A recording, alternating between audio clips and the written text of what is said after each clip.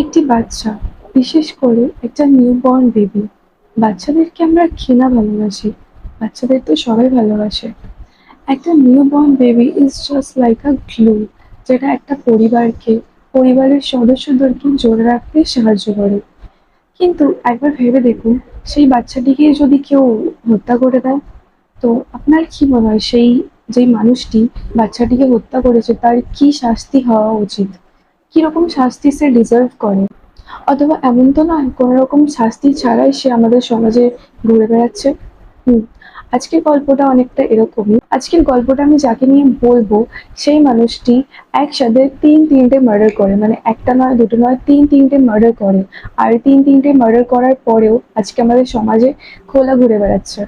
এমন নয় যে পুলিশে কিছু জানতো না, পুলিশে সবকিছু জানতো, পুলিশের কাছে সমস্ত এভিডেন্স ছিল, কিন্তু তার সত্ত্বেও সেই ব্যক্তিটিকে জেলে যেতে হয়নি। হয়তো এমনও হতে পারে সে আমার ভিডিওটা দেখবে। তো চলুন বেশি দেরি না করে আজকের কেসটার ব্যাপারে জেনে নিই, যেটা হচ্ছে অমরজিৎ সাদাকে নিয়ে।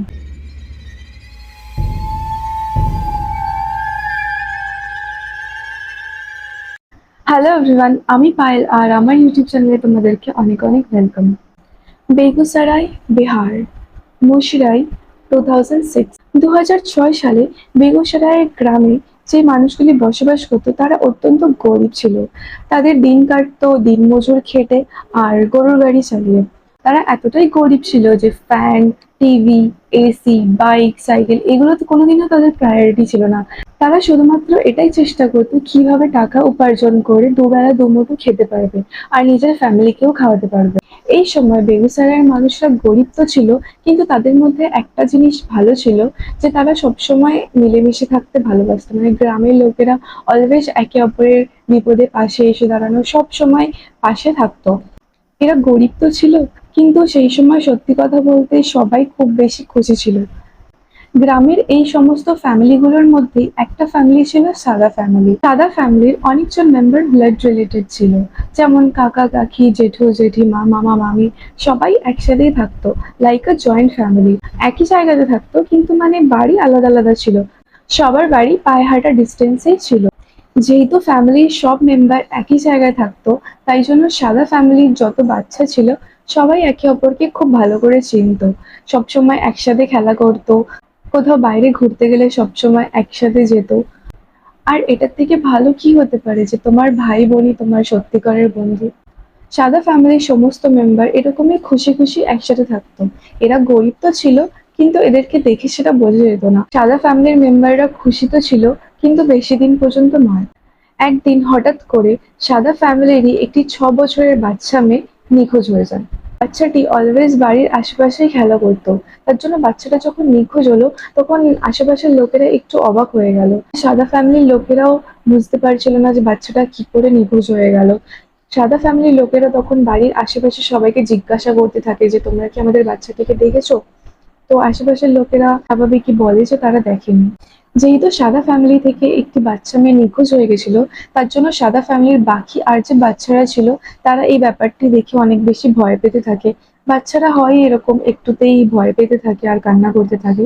তো স্বাভাবিকই ওদেরকে চুপ করানোর জন্য সাদা ফ্যামিলির যে বড়রা আছে, ওরা বাচ্চাদেরকে বলে যে তোমরা বাড়িতেই থাকো, এখন থেকে আর বাইরে যাওয়ার দরকার নেই। আমি প্রথমেই বলেছিলাম যে এই গ্রামের লোকেরা অনেক বেশি হেল্পফুল ছিল, অলওয়েজ বিপদে পাশে এসে দাঁড়াতো। তাই যখন সাদা ফ্যামিলির এই বাচ্চা মেয়েটি নিখোঁজ হয়ে গেল, গ্রামবাসীরা সবাই সাদা ফ্যামিলির পাশে এসে দাঁড়ালো। সবাই ছোট ছোট দল বানিয়ে সেদিনকে রাত্রেবেলাতেই গ্রামের আশেপাশের এলাকাগুলোতে খুঁজতে লাগলো।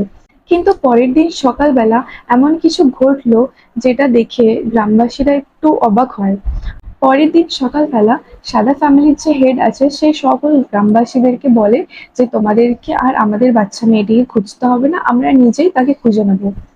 গ্রামবাসীরা এটা শুনে অবশ্যই একটু শক হয়, কারণ একটা মানে এমনি সেমনি নয়, একটা 6 বছরের বাচ্চা মেয়ে নিখোঁজ হয়েছে, আর একদিন নিখোঁজ হয়েছে, তার পরের দিনই সাদা ফ্যামিলির হেড বলছে যে তোমাদেরকে বাচ্চাটা খুঁজতে হবে না। তো এটা শুনে গ্রামবাসীরা সকলেই একটু অবাক হয়ে যায়। তখন গ্রামবাসীরা ভাবলো হয়তো সাদা ফ্যামিলির অন্য বাকি যে বাচ্চারা আছে তারা ভয় পাচ্ছে, তার জন্য সাদা ফ্যামিলির যে হেড আছে সেরকম কথা বললো। তখন গ্রামবাসীরা সাদা ফ্যামিলিকে আর বেশি বিরক্ত না করে ওদেরকে নিজের হালে ছেড়ে দিল। এই ঘটনার পর এবার না তো সাদা ফ্যামিলি নিজে তাদের বাচ্চাটিকে খুঁজছিল, না তো গ্রামবাসীদেরকে তাদের বাচ্চাটিকে খুঁজতে দিচ্ছিল। তারপর গ্রামের পরিবেশটা অনেকটা ডিপ্রেসিং হয়ে গেছিল। গ্রামবাসীরা এসে জিজ্ঞাসাও করতে পারছিল না সাদা ফ্যামিলিকে যে তোমরা কি তোমাদের বাচ্চাটিকে খুঁজে পেয়েছো? কারণ সাদা ফ্যামিলি প্রথমেই তাদেরকে মানা করে দিয়েছিল যে তাদেরকে তাদের হালে ছেড়ে দিতে। তো এত কিছুর মধ্যেও হঠাৎ করে সাদা ফ্যামিলির মধ্যে একটা খুশির খবর আসে। সাদা ফ্যামিলিতে জন্ম নিয়ে নেয় একটা নিউবর্ন বেবি। আর নিউবর্ন বেবি জন্ম নেওয়ার পর সাদা ফ্যামিলিরা খুব বেশি খুশি হয়ে যায়। তারা ভাবে যে একটা মেয়ে গেছে তো কি হয়েছে, ভগবান আমাদেরকে আরেকটি মেয়ে দিয়ে দিয়েছে। আর যখন একটা নিউবর্ন বেবি হলো সাদা ফ্যামিলিতে, তখন আশেপাশের গ্রামবাসীর লোকেরাও সবকিছু পুরনো কথা ভুলে গিয়ে আবার সাদা ফ্যামিলিতে এসে বাচ্চাটিকে দেখলো। সবাই বাচ্চাটির জন্য ছোট ছোট কাপড়, ছোট ছোট গিফট এনে দিল। তারা সবাই একদিক থেকে ভুলেই গেল যে সাদা ফ্যামিলি থেকে কোনোদিন কোনো একটা মেয়ে নিখোঁজ হয়েছিল। তারা আবার আগের মতো নর্মাল হ্যাপি থাকতে শুরু করে দিল। কিন্তু এই খুশিটাও তাদের বেশি দিন টিকলো না। বাচ্চাটি জন্ম হওয়ার মাত্র ৩ মাসের মাথায় হঠাৎ করে ওই বাচ্চাটিও নিখোঁজ হয়ে গেল। এরপর তো সাদা ফ্যামিলির মাথায় হাত পড়লো। তখন সাদা ফ্যামিলির হেড ডিসাইড করলো যে তাদের যে ছোট বাচ্চাটি নিখোঁজ হয়েছে সেটার ব্যাপারে গ্রামবাসীদেরকে কাউকে কিছু বলবে না। আর বাড়ির বাকি আরো মেম্বারদেরকে বলে দিল যে গ্রামবাসী কারোর সাথে কোনো রকম আলোচনা করতে না। কিন্তু একটা বাড়িতে বাচ্চা নিখোঁজ হয়েছে, আশেপাশের লোকরা তো নোটিস করবেই। সাদা ফ্যামিলির বাড়ি থেকে এখন আর বাচ্চার কান্নার আওয়াজ আসছিল না। সবাই ব্যাপারটাকে নোটিস করছিল। সবাই পিছনে পিছনে অনেক কথাবার্তা বলছিল। কিন্তু কারোরই আর সাহস ছিল না যে সাদা ফ্যামিলির মেম্বারদেরকে গিয়ে জিজ্ঞাসা করবে যে তোমাদের ছোট বাচ্চাটি কোথায় গেল। কারণ যখন প্রথম 6 বছরের বাচ্চাটা নিখোঁজ হয়েছিল তখন সাদা ফ্যামিলির হেড গ্রামবাসীদেরকে বলে দিয়েছিল যে ওদেরকে নিজের হালে ছেড়ে দিতে। এই ঘটনার পরেও কিছুদিন কেটে যায়। এখন তো সাদা ফ্যামিলির মেম্বাররা আর বেশি বাইরেও বেরোয় না। কিছু মাস কেটে যায়। এখন সাদা ফ্যামিলির মেম্বাররা আস্তে আস্তে বাইরে বেরোতে লাগে। আবার নিজের রেগুলার যে কাজ ছিল কাজে যেতে লাগে। মানে ওদেরকে দেখে মনেই হয় না যে ওদের বাড়িতে কোনো দিন দুটো বাচ্চা নিখোঁজ হয়ে গেছে। আর ফিউচারে কোনোদিনও সাদা ফ্যামিলির মেম্বাররা ওই দুটো বাচ্চার ব্যাপারে কোনো রকম উচ্চারণই করেনি। মানে এমন মনে হচ্ছিল যে ওদের বাড়িতে ওই দুটো বাচ্চা কোনোদিন ছিলই না। এরপর হঠাৎ করে গ্রামের আরো একটি ৩ বছরের বাচ্চা নিখোঁজ হয়ে যায়। কিন্তু এইবার এটা সাদা ফ্যামিলির বাচ্চা ছিল না, এটা ছিল গ্রামেরই অন্য একটা বাচ্চা। তার নামটা তো আমি জানি না, কিন্তু নিউজ রিপোর্ট অনুসারে তার নাম ছিল খুশি। খুশি সেই বছরই স্কুল যাওয়া স্টার্ট করে। খুশির বাড়িতে খুশির মা কাজ করতো। তার জন্য খুশির মা সকালবেলা খুশিকে স্কুলে দিয়ে কাজবাজ করে তারপর বাড়ি ফেরার সময় খুশিকে স্কুল থেকে নিয়ে বাড়ি ফিরতো। কিন্তু ২০০৭ সালের সেই দিন খুশির মা যখন বাড়ি ফেরার সময় খুশিকে স্কুলে আনতে গেল, তখন খুশি স্কুলে ছিল না। খুশির মায়ের নাম ছিল দেবীজি। দেবীজি যখন স্কুলে খুশিকে আনতে গেল তখন খুশিকে স্কুলে না দেখতে পেয়ে দেবীজির মাথায় সব থেকে প্রথম এটাই এলো যে সাদা ফ্যামিলির বাচ্চাগুলোর মতন আমার বাচ্চাকেও কেউ কিডন্যাপ তো করে নিল না। সেই সময় দেবীজি খুব ঘাবড়ে যায়। কিন্তু সাদা ফ্যামিলিরা যেমন গ্রামবাসীর হেল্প নিতে চায়নি, দেবীজি কিন্তু গ্রামবাসীর কাছে গেল আর সবাইকে বলল প্লিজ আমার বাচ্চাকে খুঁজে এনে দাও। তারপর সেদিনকে রাত্রেবেলা খুশিকে আশেপাশের এলাকাতে খোঁজা হলো। যখন খুশিকে খুঁজে পাওয়া গেল না, তখন দেবীজি সোজা চলে গেল পুলিশ স্টেশন কমপ্লেন করার জন্য। আর যেহেতু একটা ৩ বছরের বাচ্চা নিখোঁজ হয়েছে সেই জন্য পুলিশ তাড়াতাড়ি খুশিকে খোঁজার জন্য বেরিয়ে পড়ল। পুলিশ যখন গ্রামে আসলো তখন তারা জানতে পারলো যে খুশি প্রথম নয়, এর আগেও সাদা ফ্যামিলির দুটো বাচ্চা নিখোঁজ হয়ে গেছে। তো পুলিশে গ্রামে এসে সবার ফার্স্টে চলে গেল সাদা ফ্যামিলির বাড়ি। আর সাদা ফ্যামিলির হেডকে গিয়ে জিজ্ঞাসা করলো যে তোমাদের দুটো বাচ্চা এর আগে নিখোঁজ হয়ে গেছে, তোমরা কেন কাউকে জানাওনি, কেন পুলিশ কমপ্লেন করোনি? তখন সাদা ফ্যামিলির হেড বলে যে আমরা চাইনি যে আমাদের ফ্যামিলির কোনো বদনাম হোক, তার জন্য আমরা পুলিশ কমপ্লেন করিনি। সেই সময় পুলিশ অফিসাররা একটু বকাঝকা করে, তারপর জিজ্ঞাসা করে যে তারা কি খুশির ব্যাপারে কিছু জানে। তো প্রথমেই খুশির ব্যাপারে শুনে সবাই একটু চুপচাপ থাকে। তারপর তারা বলে যে না, তারা খুশির ব্যাপারে কিছুই জানে না। আমি আগেই বলেছিলাম যে সাদা ফ্যামিলির সমস্ত মেম্বাররা একসাথে থাকতো, তাদের বাড়িটা আলাদা ছিল আর গায়ে লাগানো ছিল। তো পাশের ঘর থেকে যখন আওয়াজ আসলো, পুলিশে তখন ওই বাড়িটাতে গিয়ে দেখলো। তখন ওই বাড়িটা থেকে একটা মহিলা বেরোলো। আর মহিলাটি একটা বাচ্চাকে এগিয়ে দিয়ে বলে যে আপনারা যদি খুশির ব্যাপারে জানতে চান তাহলে একে জিজ্ঞাসা করুন, এই বলতে পারে যে খুশি কোথায় আছে। তখন পুলিশেরা ওই বাচ্চাটিকে দেখে একটু অবাক হয় যে এই বাচ্চাটি কি করে জানবে খুশির ব্যাপারে। কিন্তু তাও পুলিশে ওই বাচ্চাটিকে জিজ্ঞাসা করে যে তুমি কি খুশিকে চেনো, খুশিকে কোথাও দেখেছো।